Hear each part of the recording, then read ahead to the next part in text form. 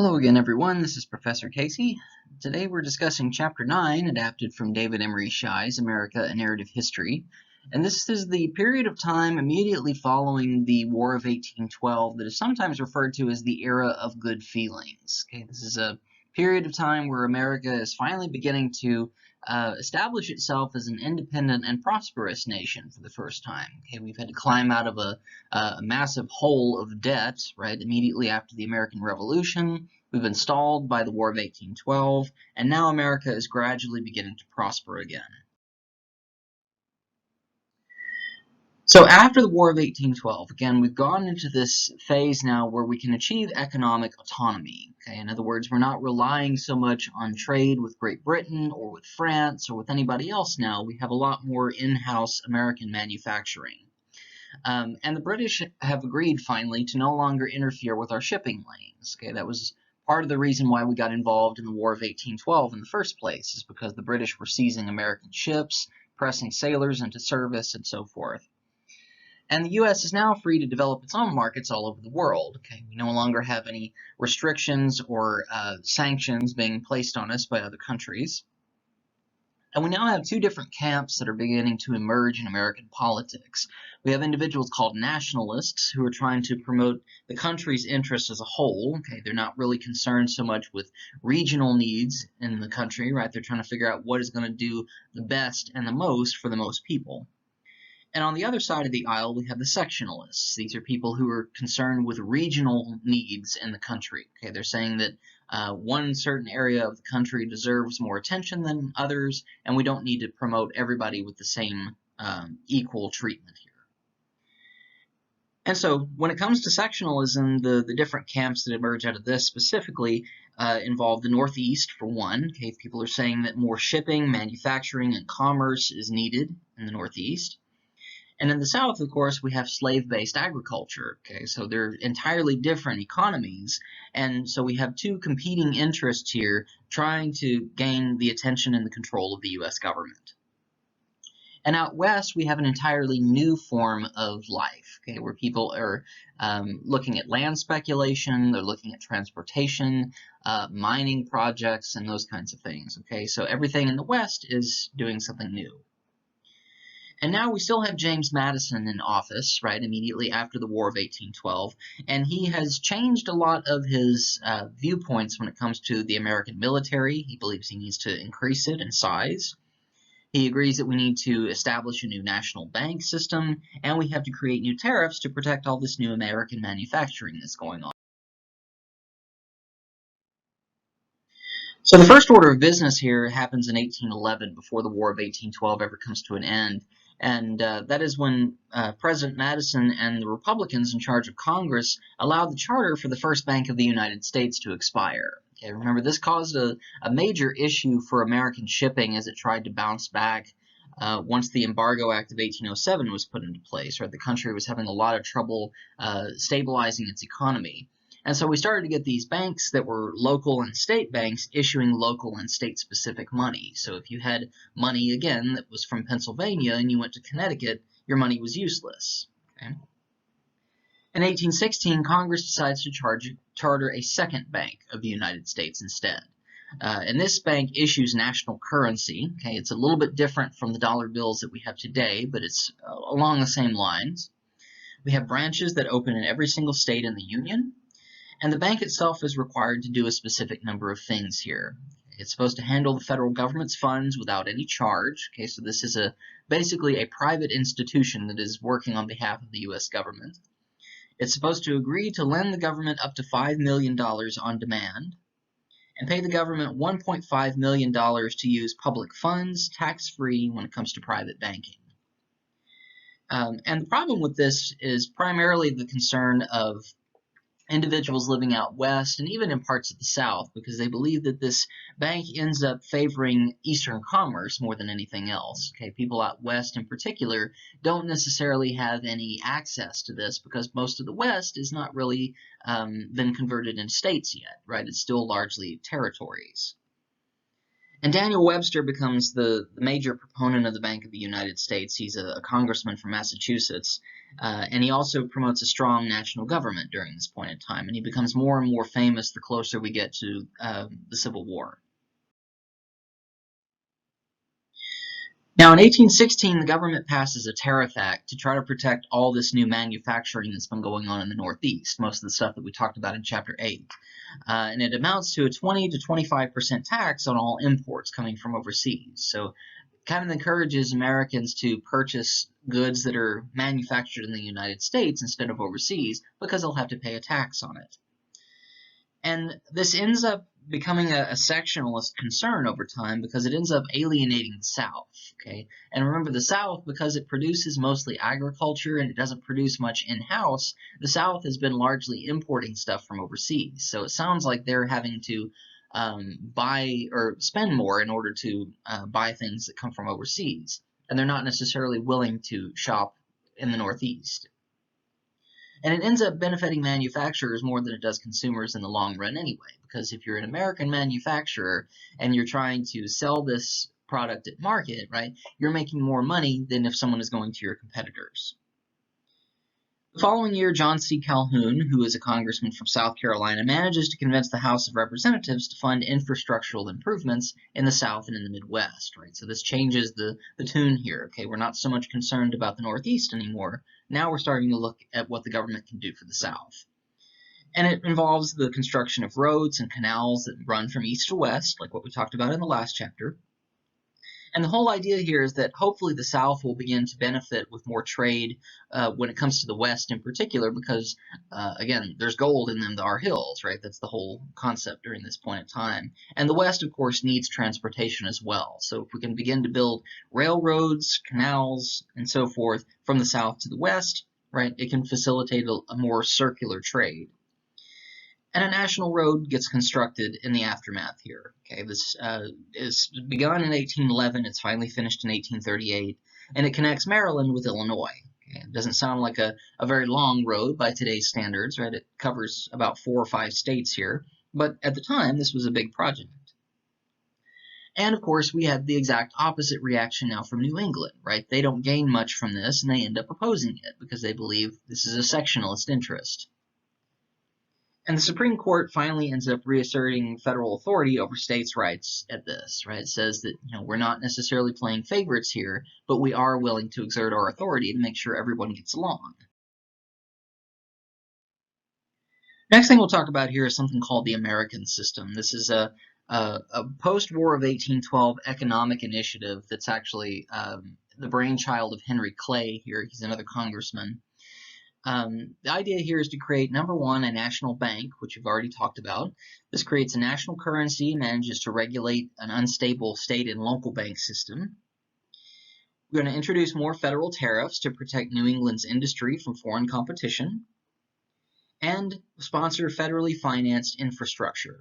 Okay, so in other words, the federal government is going to start spending money on constructing canals, railroads, roads and bridges and so forth, allowing markets to build and allowing the market to continue out west. And this is supposed to be a nationalist plan because it's supposed to unite the country politically, right? It's supposed to say that this is going to benefit everybody. The tariff revenues that come from charging taxes for anybody who's trying to sell something from overseas, the revenues from this end up going toward these financial or infrastructural improvements. Okay, so anytime the taxes are collected, that money goes directly toward building more roads. And federal land prices are raised, okay, and the funds from that are distributed to the states for state-based improvements. Okay, so we're not necessarily just trying to get the federal government to do an umbrella check really to everybody, right? We're having the states giving them a certain amount of money and allowing them to make their own decisions as to what needs to happen.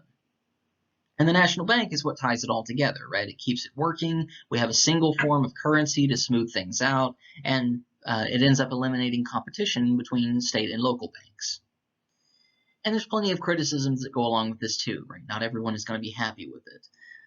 People are concerned in particular about the land price spike out west. They think that this is going to cause people to not go out west, not migrate. And it also is a concern that the tariffs are going to end up benefiting the Northeast at the expense of the South and the West, okay? And also all consumers, okay? So this is going to end up causing the prices of American-made commodities to go up, and the people who are making the commodities get more money, the consumers are out more. And when it comes to the Bank of the United States, this is another concern that people have, especially at the state and local level. They're worried it's going to become too powerful and too corrupt. And it kind of goes back to the formation of the country, right, where the Republicans were concerned about the idea of federalism becoming too big for itself and becoming tyrannical. Now, James Monroe ends up winning the election of 1816. Okay? He ends up defeating Rufus King, who has run for at least 3 terms as president right now, and has lost all 3 times. And like most of his predecessors, all of them in fact, Monroe is actually a slaveholder. Okay? He's a Virginian planter. And he is known for serving under Washington during the Revolution, so he does have military experience that goes all the way back to the formation of the country. And unlike a couple of his predecessors, he's actually characterized as being a very mature, wise, and cautious man. Okay? He seems to approach things with a level head. And his administration is the one where we get the title of this presentation, the era of good feelings. Again, America is experiencing economic prosperity at this point, and we're at peace, right? We don't encounter any kind of major conflict of any kind. The one major instance that we do have occur here happens at the economic level, and this is sometimes called the Panic of 1819. It's toward the end of Monroe's first term in office. And this is where the banks began issuing a lot of post-war loans to try to help the economy, and they do it in a very risky manner. Okay? They speculate that more people who invest in the economy, more people who take out loans and so forth, this is going to help provide a boost. Problem is Americans are not always willing or able to pay back the loans. Okay, so they end up bankrupting themselves, they end up defaulting on the loans, and it ends up causing the economy to slowly begin to collapse. And this happens all the way from the federal level, from the Bank of the United States, down to state and local banks. And most of this has to do with risky real estate speculation. People believe that if they can buy up a large tract of land out west, maybe send someone out there to try to build a factory somehow, and then resell it, then they're going to make a lot of money on it. Problem is the territory out west is much wilder, it's much more dangerous than people actually anticipate. And suddenly we also have a reduction in European commerce because of the competition in the cotton industry. Okay? Suddenly Great Britain is no longer buying cotton from us. They're going to India instead. Okay? And so the prices for cotton in the United States suddenly plummet. And we end up with a short financial depression. Okay? There's greater division between the North and the South over this. Each side blames the other for it. Land values start to go on the decline, and suddenly no more paper money is issued. Okay? This causes the dollar value to lessen, and we wind up with inflation in the country. And the only man who can really pull us out of this is Langdon Cheves. He's the head of the Bank of the United States, and he starts backing up most of the loans in gold and hard currency, pressuring debtors to come back and continue repaying their loans. Okay? And this is part of also what causes Americans to begin to look out west at mining opportunities in particular as potential ways of building up the gold reserves in the country and causing the economy to stabilize over time. Now we also have the appearance here of John Quincy Adams again. Okay, John Quincy Adams is, remember, the son of John Adams, our second president. Okay, and he's characterized as being a hardline nationalist. Okay, when it comes to American diplomacy. And he specifically wants to define America's boundaries, where our borders actually are, and wants to expand them as well. Okay? The map here that you see comes from the Convention of 1818. This is where we established the Louisiana Purchase boundaries for the first time. Okay? The northern border is established at the 49th parallel. This is our current northern border between the U.S. and Canada. And its southern border, right, goes all the way down to the Rio Grande River here, right, or the Red River, I beg your pardon, between Texas and modern-day Oklahoma. Okay, and most of the area, including Texas, all the way down to the south, is still the territory of New Spain. Okay, this hasn't gone over to Mexican independence just yet. And the Oregon country that you see up here, of course, modern-day Oregon and Washington, is supposed to be jointly occupied by the British and the Americans. So in 1818, Andrew Jackson decides to cross over into Spanish Florida, which is an area that the United States has looked after as being something it wants to acquire.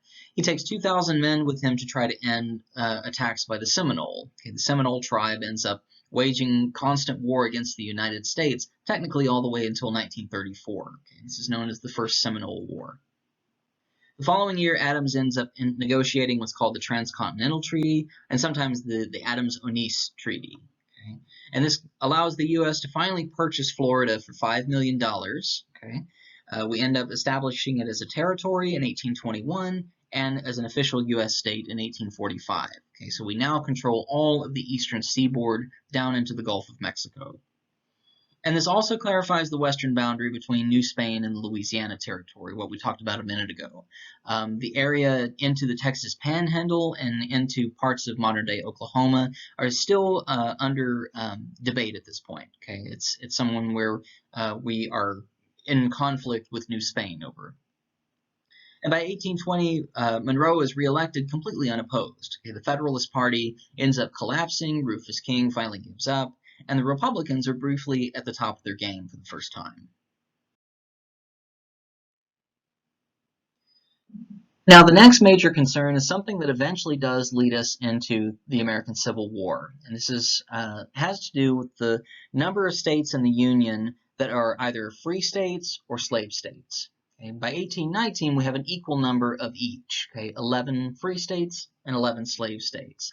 And that balance ends up being what allows some measure of tentative stability and peace to exist in the United States. We have what's called the Northwest Ordinance that gets passed in 1787, several decades before this, and this, of course, banned slavery north of the Ohio River. Okay? And we also have, a couple of years later, the Southwest Ordinance saying that slavery is going to be authorized south of the Ohio River. So at this point in time, the Ohio River is the border between slave states and free states. Now in 1820, this balance gets upset when Maine is introduced as a free state. Okay? And so Missouri ends up being introduced as a slave state. Okay? So we have to keep that balance in order for both sides of the country to get along. Okay? Otherwise, if we have an imbalance here, one side or the other is going to start complaining, okay? And it's going to end in conflict. So what we end up having in 1820 is called the Missouri Compromise. Okay, and as you see here on the map, we have all the free states and territories kind of in this greenish yellow color. We have all the slave states in the blue color, and then we have unorganized territories from the Louisiana Purchase in the orange. Okay, and the Missouri Compromise says that north of latitude 36 degrees 30 feet north, okay, which is kind of borderline with the northern border of modern-day Oklahoma, and all points north, is going to do away with slavery entirely. And of course, as you can see here, it includes several states that are already considered slave states, right? Missouri, Kentucky, Virginia, Delaware, and Maryland at this point are all technically considered slave states. And there's a pro-slavery faction in Missouri at this point in particular that attempts to deny citizenship to all free blacks and individuals who are designated quote-unquote mulattoes. Okay, the term mulatto has over time become more of a pejorative term, but it means someone of mixed ethnicity. Okay. Now, Henry Clay at this point threatens to completely deny statehood to anybody who tries to violate this. He says if anyone tries to deny citizenship rights to free blacks or people of mixed descent, then he's going to completely deny them statehood. Okay? And eventually Missouri does consent and becomes a free state. Now, this ends up furthering the gulf between the North and the South, right, as we've already said. And again, now that we have this new border that goes well into modern-day slave states at this point in time anyway, it ends up causing those border states to end up having to decide whether they want to stay slave states and violate this or become free states. Okay? And these border states end up becoming some of the first during the Civil War and immediately before to actually turn into free states. Next thing we can talk about here is something called the Monroe Doctrine. This is a major U.S. foreign policy initiative that occurs during James Monroe's presidency. And it's the brainchild of both Monroe and John Quincy Adams, because their whole idea here is to try to prevent any further European colonialism from taking place in the Western Hemisphere. At this point, most of the other major European countries who are involved in colonial efforts all over the world still have colonies in the Americas. Okay, so the Spanish, the British, the French, the Portuguese, the Dutch, and even the Russians still have colonies over here. Now, the major mix-up that happens here occurs once Spain and Portugal are taken over by France during the Napoleonic Wars. Okay? And once that happens, these two countries, Spain and Portugal, start to lose their grip on their colonies in South America. And all of a sudden, all these different South American colonies begin to revert to independent status. Okay, so we have Argentina, Bolivia, Chile, Ecuador, Peru, Colombia, Mexico, Paraguay, Uruguay, Venezuela, and Brazil. Basically any single South American country you could name all suddenly revert to independent status between 1809 and 1825. Cuba, Puerto Rico, and Santo Domingo are all still being held by Spain, albeit very loosely at this point. Now, a few years later in 1823, there's a rumor that Spain is going to try to reclaim these South American countries, okay, that it's going to try to take over them again and press them back into being colonies, right, to remove their independent status. And so this is what leads Monroe to establish what is referred to now as the Monroe Doctrine.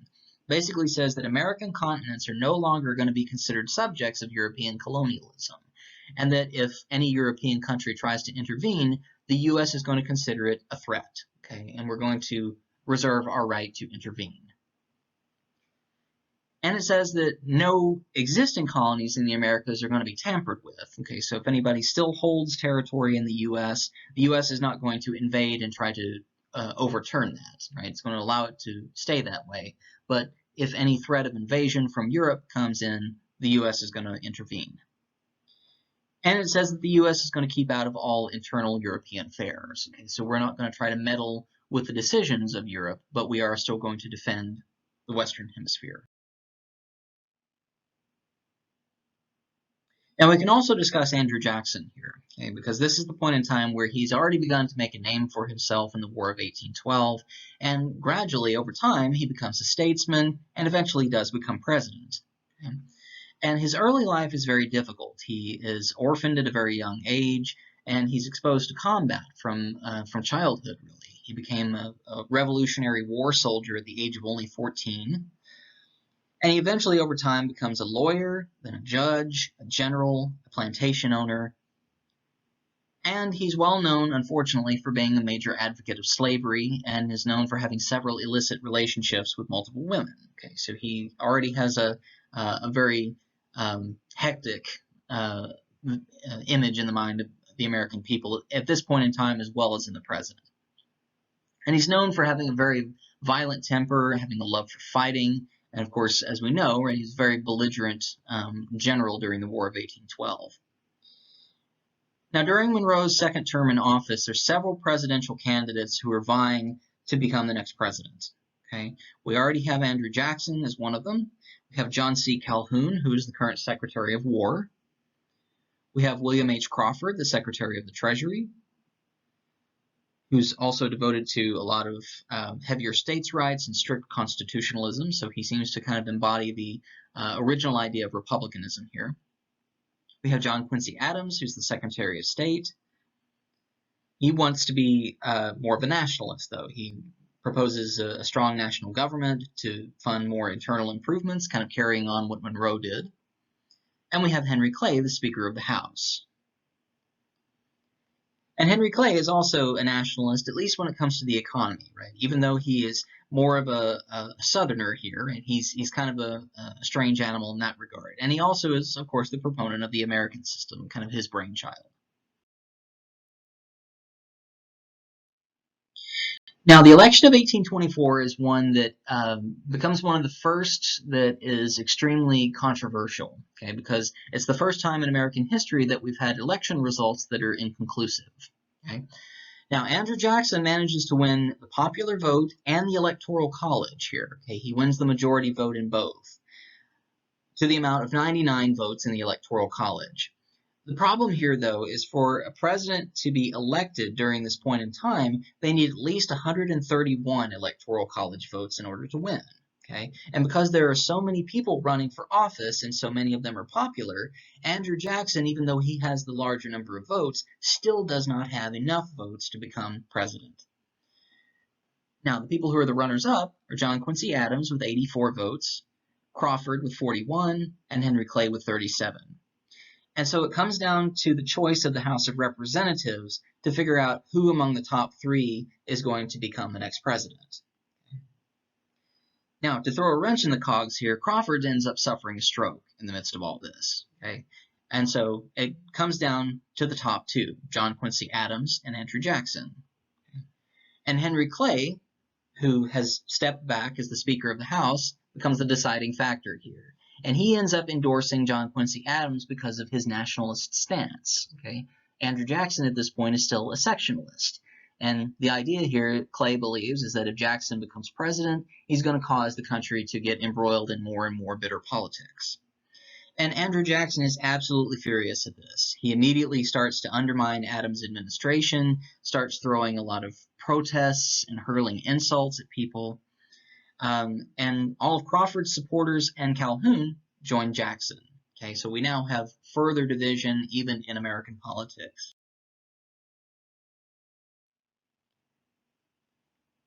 Now, John Quincy Adams, even though he is a very hardworking president and is a very intelligent man, he is very ineffective as a leader. Okay? He believes very much in the same way that his father, John Adams, did, that the common people in America are unfit to decide matters of state. Okay? And so he is somewhat of an elitist. He still kind of has this federalist ideology embodied. And he is referred to as an aristocratic tyrant by a lot of people, right? They believe that he doesn't trust the American people, believes himself to be better than them.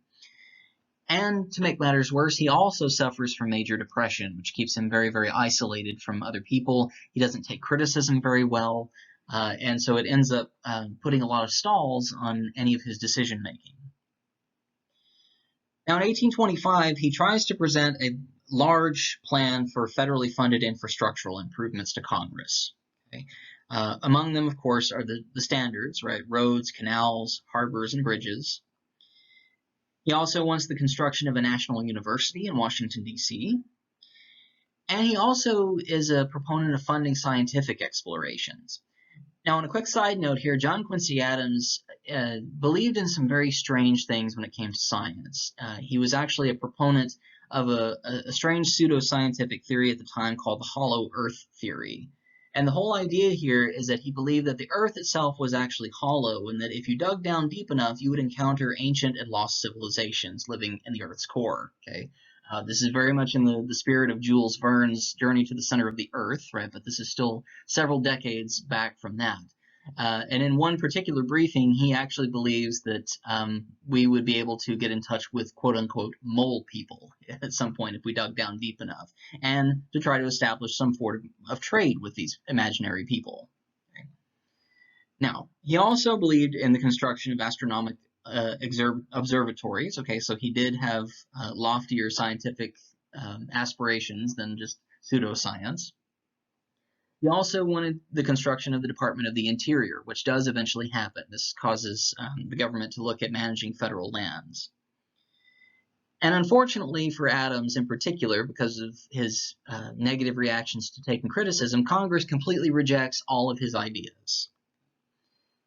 And he falls into a depression, becomes greatly isolated, and the Republican Party ends up splitting in two. Okay? And so this point in time is actually sometimes almost jokingly referred to as the era of bad feelings. Right? We just got out of the era of good feelings. So now we have two branches of the Republican Party. We have national Republicans who are economic nationalists, and they want the federal government to expand. And we have the newly formed Democratic Party. Okay? And the Democrats support Andrew Jackson, states' rights, and the working class. Okay? Now, keep in mind, the Democratic Party, when it's first introduced here, is more similar to the modern-day Republican Party than it is to the modern-day Democratic Party. Okay, and it's because political parties in the U.S. go through a long-term gradual evolution over time, if you like.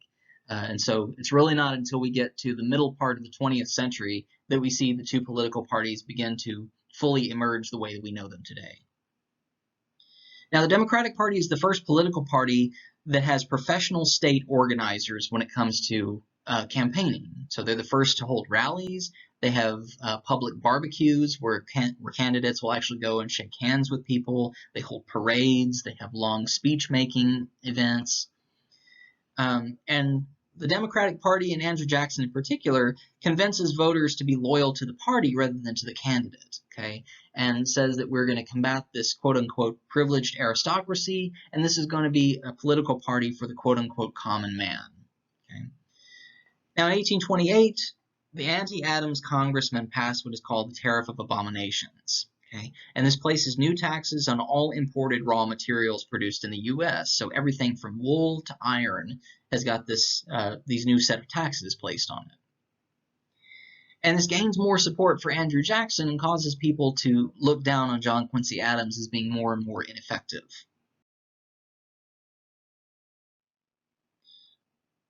So finally, once we get to 1828, now we have a new presidential election coming up, okay? And it becomes head-to-head between John Quincy Adams and Andrew Jackson all over again. Okay? Jackson is characterized as being a barbarian by Adams' camp, right? He's hot-tempered, he's bloodthirsty, cruel, profane. And Adams is condemned as being a monarchist aristocrat, right? Someone who is pampered, sheltered, privileged, sits off in his high tower, and looks down his nose at everyone. And Jackson, even though up until this point has been a sectionalist, campaigns on a nationalist platform. Okay? He tries to tie the country together using these new democratic principles. Okay? He says we need a small federal government, we need individual liberties, and unfortunately he makes no bones about it and specifically says white supremacy is part of his campaign. And Adams' supporters begin to refer to Jackson as a jackass. Okay? They start to print up these political cartoons like you see here with Andrew Jackson's face on a donkey's body. Okay? And rather than take offense to this, Andrew Jackson embraces the image and makes it the official symbol of the Democratic Party, which is why we have the Democratic Party with donkeys today. The Republican Party adopting the elephant as a symbol comes a few decades later. Now, the common voters are targeted for Jackson's specific constituency here. Okay? And he has this self-made image that appeals to voters, right? People think that he's someone who has come from literally nothing and has made himself into a self-styled, successful individual, okay? He increases democratization, so now we don't need to have property owners to be voters, okay? There are still certain states in the Union, like Virginia and the Carolinas, that say no to this.